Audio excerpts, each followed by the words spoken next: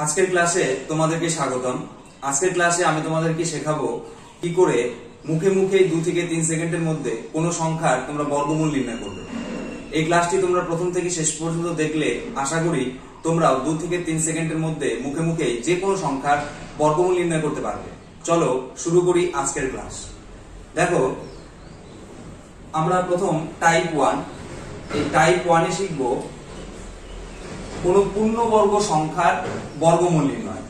তাহলে পূর্ণবর্গ সংখ্যার বর্গমূল নির্ণয় শিখব টাইপ 1 এ।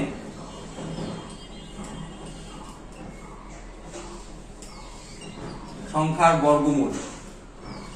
আর টাইপ 2 তে শিখব পূর্ণবর্গ নয় এমন ধরনের সংখ্যার বর্গমূল। তো প্রথমে আমি একটা উদাহরণ লিখছি, 625 এটা একটা পূর্ণবর্গ সংখ্যা। এই পূর্ণবর্গ সংখ্যার বর্গমূল নির্ণয়ের কথা বলা হলো। আমি আস্তে আস্তে ছোট থেকে ধীরে ধীরে সংখ্যাগুলোকে বড় করছি, বড় করে করে বড় সংখ্যার উদাহরণ দিয়ে তোমাদেরকে বোঝাবো। তো দেখো, প্রথমে আমি 625 এর বর্গমূল কিভাবে নির্ণয় করব সংক্ষেপে বোঝাচ্ছি। আর এটা দেখলে তোমরা যে কোনো সংখ্যা, যত বড় সংখ্যাই হোক, সব সংখ্যারই তোমরা বর্গমূল নির্ণয় করতে পারবে। তো একটা কথা বলে রাখি যে বর্গমূল পূর্ণবর্গ সংখ্যার বর্গমূল। তো পূর্ণবর্গ সংখ্যা চেনার একটা উপায় আমি বলে দেই। যে সমস্ত সংখ্যার শেষে 2, 3, 7 এবং 8 থাকে তারা কখনোই পূর্ণবর্গ সংখ্যা হয় না। আবারও বলছি, যে সমস্ত সংখ্যার শেষে 2, 3, 7 এবং 8 থাকে তারা কখনো পূর্ণবর্গ সংখ্যা হয় না। আর দ্বিতীয়ত মনে রাখবে, যে সংখ্যার শেষে বিজোড় সংখ্যক শূন্য থাকে, বিজোড় সংখ্যক শূন্য, তারা কখনোই পূর্ণবর্গ সংখ্যা হয় না।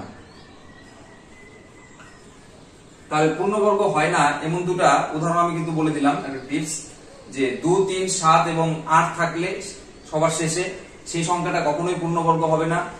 আর কোন সংখ্যার শেষে যদি বিজোড় সংখ্যক শূন্য থাকে, 1টা বা 3টা 5টা এরকম যদি থাকে, তাহলে কিন্তু সেই সংখ্যাটা কখনোই পূর্ণবর্গ হবে না।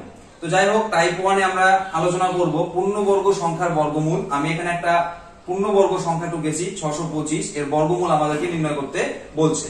তো এই ধরনের যে যখন আমাদেরকে কোনো পূর্ণবর্গ সংখ্যার বর্গমূল করতে বলবে, তখন আমাদের প্রথম কাজ হবে সংখ্যাটির শেষ অঙ্কটাকে দেখা। আর শেষ অঙ্কটাকে দেখে নির্ণেয় বর্গমূলের শেষ অঙ্কটিকে বের করতে হবে। তার মানে শেষ অঙ্কটা দেখে এখানকার শেষ অঙ্কটা তৈরি করতে হবে। তো আমাকে ভাবতে হবে কোন সংখ্যার বর্গ করলে 5 ফিরে আসে। এখানে কোন সংখ্যা বসালে তার বর্গ করলে 5 ফিরে আসে।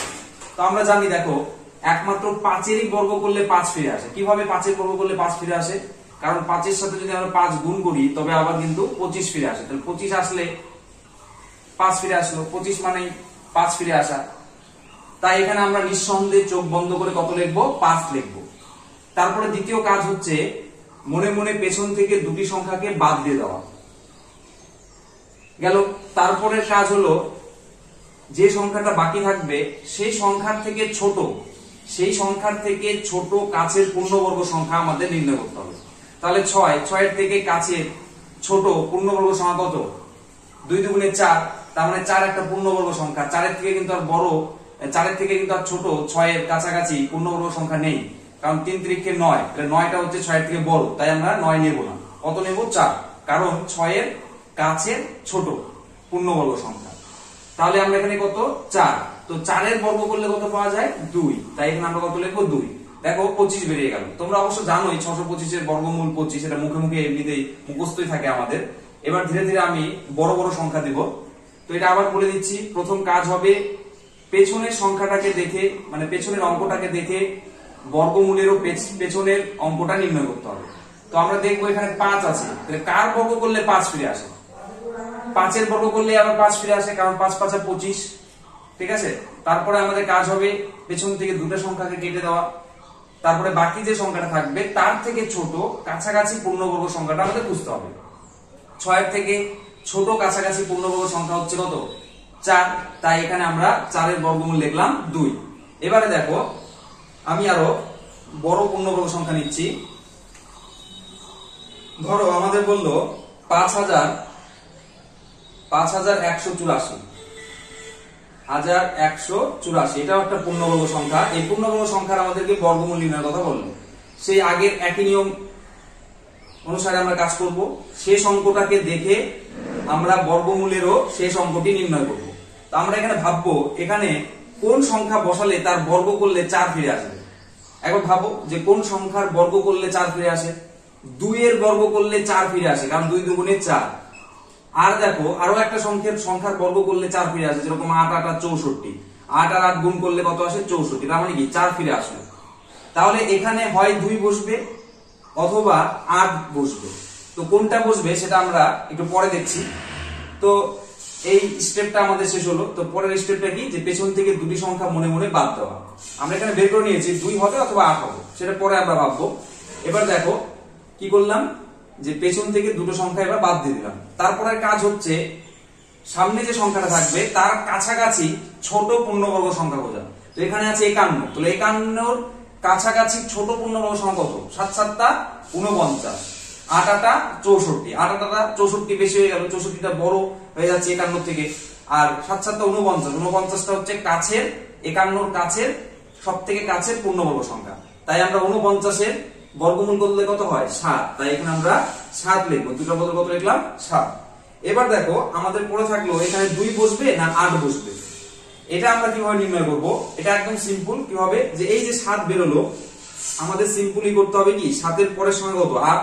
তো 7 এর সাথে 8 কে গুণ করতে হবে। কত হলো? 7 8 56। এবার আমরা খেয়াল করব 51 56 থেকে ছোট না বড়? 51 56 থেকে কি অবশ্যই ছোট। তাই আমরা এখানকার ছোট সংখ্যাটি নেব। এখানে ছোট 2, তাই এখানে আমরা লিখবো 2। হয়ে গেল 72। এটা খুব তাড়াতাড়ি আমরা করতে পারবো এভাবে। ঠিকঠাক বুঝে গেলে তোমরা মুখে মুখে 2 থেকে 3 সেকেন্ডের মধ্যে করতে পারবে। এরপর দেখো আরো আমি উদাহরণ দিচ্ছি। এরপরের উদাহরণ ধরো 4225। 4225 এটাও একটা পূর্ণবর্গ সংখ্যা। এই পূর্ণবর্গ সংখ্যাটার আমাদের বর্গমূল নির্ণয়ের কথা বলা হয়েছে। তো আমাদের প্রথম কাজ হবে শেষ অঙ্ক দেখে, এমন কি বলেছিলাম যে শেষ অঙ্ক দেখে আমাদের বর্গমূলের শেষ অঙ্কটা নির্ণয় করতে হবে। তাহলে আমরা এখানে ভাববো কোন সংখ্যা বসালে তার বর্গ করলে 5 ফিরে আসে। এটা নিঃসন্দেহে 5 এর বর্গ করলেই 5 ফিরে আসে, আর কোন সংখ্যার বর্গ করলে কিন্তু 5 ফিরবে না। তো এখানে আমাদের 5 হবে। তারপরের কাজ কি, মনে মনে পেছন থেকে দুটি সংখ্যাকে বাদ দেওয়া। ঠিক আছে। তারপরের কাজ হচ্ছে সামনে যে সংখ্যাগুলো থাকবে তার সব থেকে কাছের পূর্ণবর্গ সংখ্যা খোঁজা। তার সব থেকে কাছের পূর্ণবর্গ সংখ্যা কত? এখানে দেখো 6 6 36। তাহলে 36 হচ্ছে কাছের পূর্ণবর্গ সংখ্যা, কারণ 7 7 49, এটা 42 এর থেকে বড় হয়ে যাচ্ছে, তাই আমরা কাছের ছোট নেব। তাহলে 6 6 36। তাহলে আমরা এখানে কত নেব? 36 এর বর্গমূল করলে 6। তাহলে হয়ে গেল 65। খুব তাড়াতাড়ি। এরপরে দেখো আরো উদাহরণ দিচ্ছি আমি। ধরো 9216, এটা একটা পূর্ণবর্গ সংখ্যা। এই সংখ্যাটার বর্গমূল কথা বলা হলো, যে বর্গমূল করতে বললো। তো আমরা কি করব? এই সংখ্যার বর্গমূল নির্ণয় করতে গেলে প্রথম কাজ হচ্ছে শেষ অঙ্কটিকে দেখে আমাদের বর্গমূলের শেষ অঙ্কটা নির্ণয় করতে হবে। তাহলে এখানে এমন একটা সংখ্যা বসাতে হবে যার বর্গ করলে 6 আসবে। তো কার বর্গ করলে 6 আসে? আমরা জানি 6 এর বর্গ করলে 6 ফিরে আসে। কিভাবে? কারণ 6 6 36। তার মানে কি 6 ফিরে আসলো 6 এর বর্গ করলে। আরো একটা সংখ্যা আছে যার বর্গ করলে 6 ফিরে আসে, যেরকম 4 4 16। তাহলে 6 ফিরে আসলো। হয় এখানে 4 বসবে, না হয় এখানে 6 বসবে। ঠিক আছে। তো আমরা পরে নির্ণয় করবো এখানে 4 বসবে না 6 বসবে। তারপরে আমাদের কাজ হচ্ছে মনে মনে পেছন থেকে দুটি সংখ্যাকে বাদ দিয়ে দেওয়া। তারপরে কাজ হলো সামনে যে সংখ্যাটি আছে সেই সংখ্যার কাছাকাছি ছোট পূর্ণবর্গ সংখ্যা আমাদেরকে বুঝতে হবে। তো দেখো 9 9 কত? 81। আর 10 10 100, 100টা বড় হয়ে যাচ্ছে। তাহলে আমরা কি নেব? 9 9 81। 81 হচ্ছে 92 এর কাছের ছোট পূর্ণবর্গ সংখ্যা। তাহলে 81 এর বর্গমূল হচ্ছে 9। তাহলে এখানে 9 লিখবো। এবার আমরা নির্ণয় করব 4 বসবে না 6 বসবে। এটা নির্ণয় করার জন্য আমাদের কাজ হবে এই যে সংখ্যাটা লিখলাম 9, 9 এর সাথে কত গুণ করব? 9 এর পরের সংখ্যা মানে 10। তাহলে 9 10 কত হলো? 90। ঠিক আছে। এবার আমরা দেখব যে 90 92 90 এর থেকে ছোট না বড়? অবশ্যই 92 90 এর থেকে বড়। তাই আমরা এখানকার বড় সংখ্যাটিকে নেব। এখানে বড় সংখ্যা কত? 6। তাহলে এটা উত্তর হয়ে যাবে 96। খুব সহজ। এরপরে দেখো আরো একটা উদাহরণ দিচ্ছি আমি। আরো একটা উদাহরণের সাহায্যে বোঝাচ্ছি। ধরো 7056, এটাকে আমাদের বর্গমূলের কথা বললো। তো এটাকে আমরা বর্গমূল করলে একই রকম ভাবে এখানে দেখো কার বর্গ করলে 6 আসে, 4 এর বর্গ করলে 6 আসবে অথবা 6 এর বর্গ করলে 6 আসবে। এটা আমরা কিছুক্ষণ আগে বললাম। তো দেখো এখান থেকে মনে মনে আমরা তাহলে কি পেছন থেকে দুটো সংখ্যা কেটে দেবো। তারপরে কত আছে 70, 70 এর থেকে ছোট কাছের পূর্ণবর্গ সংখ্যা খুঁজবো। 70 এর থেকে কাছের ছোট পূর্ণবর্গ সংখ্যা কত হবে? 8 8 64, কারণ 9 9 81 হয়ে যাচ্ছে। 70 এর থেকে 81টা বড় পূর্ণবর্গ, তাহলে ওটা নেওয়া যাবে না। তাহলে কত 8 8 64, তার মানে কি 64 বর্গমূল এখানে আমাদের লিখতে হবে। কত লিখবো? 64 বর্গমূল মানে 8। এবার আমরা 4 বসবে না 6 বসবে সেটা কিভাবে বের করবো? সিম্পলি 8 এর পরের সংখ্যা দিয়ে তাকে গুণ করতে হবে। 8 এর পরের সংখ্যা 9, তাহলে 8 9 কত হলো? 72। এবার আমরা খেয়াল করব 70 72 এর থেকে ছোট না বড়? 70 নিশ্চয়ই 72 এর থেকে কি ছোট। 70 ছোট 72 এর থেকে, তাহলে আমরা এখানকার ছোট সংখ্যাটাকে নেব। অতএব উত্তর হলো কত? 84। ঠিক আছে। এরপরে দেখো এতক্ষণ আমি 4 অঙ্কের সংখ্যা নির্ণয় করে দেখালাম। এবার আমি একটা 5 অঙ্কের সংখ্যার বর্গমূল করব। 5 অঙ্কের সংখ্যার বর্গমূল দেখো। ধরো দিল 13225, এটার বর্গমূলের কথা বলা হবে। তো আমরা কি করব? পেছনের সংখ্যা দেখে আমরা বর্গমূলের শেষ অঙ্কটি নির্ণয় করব। তো কোন সংখ্যার বর্গ করলে 5 ফিরে আসবে? একমাত্র 5 এরই বর্গ করলে 5 ফিরে আসে, এটা আমি আগেও বলেছি। তারপরের কাজ হবে পেছন থেকে মনে মনে দুটো সংখ্যাকে বাদ দেওয়া। তারপরে যে সংখ্যাটি পড়ে থাকবে সেই সংখ্যাটির সবথেকে কাছের পূর্ণবর্গ সংখ্যাকে আমাদের খোঁজ করতে হবে। তাহলে 132 এর কাছের পূর্ণবর্গ সংখ্যা কত? দেখো 11 11 গুণ করলে কত হয়? 11 11 গুণ করলে 121, আর যদি 12 12 গুণ করি তাহলে হয় হচ্ছে 144। তাহলে 144টা কি 132 এর থেকে বড় পূর্ণবর্গ সংখ্যা, তাহলে এটা নিব না। তাহলে 121টা হচ্ছে 132 এর সবচেয়ে কাছের ছোট পূর্ণবর্গ সংখ্যা, তাই আমরা 121 নিব। 121 কে নিলে 121 এর বর্গমূল কত? 11, তাই আমরা এখানে 11 লিখব। ঠিক আছে, তাহলে হয়ে গেল উত্তর কত? 115। ঠিক আছে। এবারে আমরা শিখবো টাইপ 2। টাইপ 2 দেখো, টাইপ 2 তে শিখবো পূর্ণবর্গ নয় এমন ধরনের সংখ্যার বর্গমূল নির্ণয়। পূর্ণবর্গ নয়, এখানে টাইপ 2, পূর্ণবর্গ নয় এমন সংখ্যার বর্গমূল।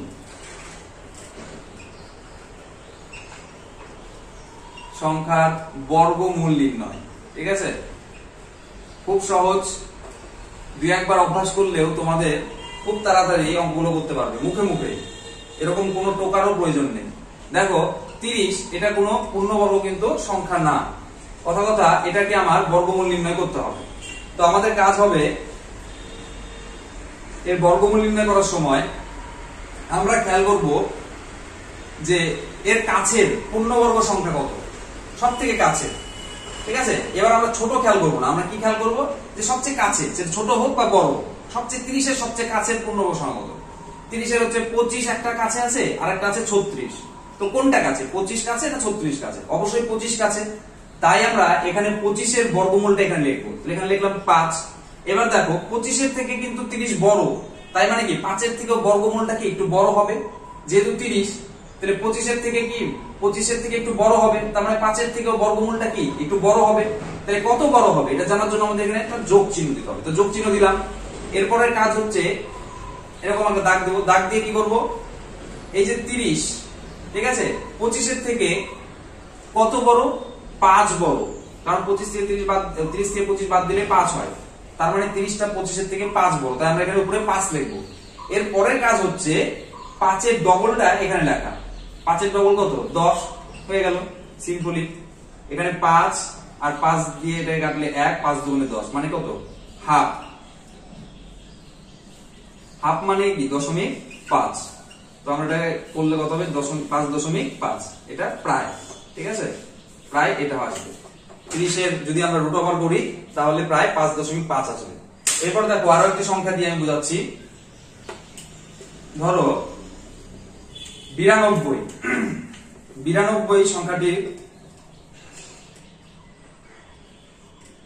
বর্গমূল নির্ণয় করতে বললো। এটা নিশ্চয়ই পূর্ণবর্গ নয়। তো আমাদের প্রথম কাজ হবে যে আশেপাশে কাছের পূর্ণবর্গ সংখ্যা, সেটা বড় হোক বা ছোট। তো দেখবো 9 নং কত 81 আর 10 10 হচ্ছে 100। কে কাছে? 81 কাছে না 100 কাছে? অবশ্যই 100 কাছে। 92 এর কাছে কে 100 না 81? অবশ্যই 100 কাছে। তাহলে 100 এর বর্গমূল কত? 10, 10 লিখবো।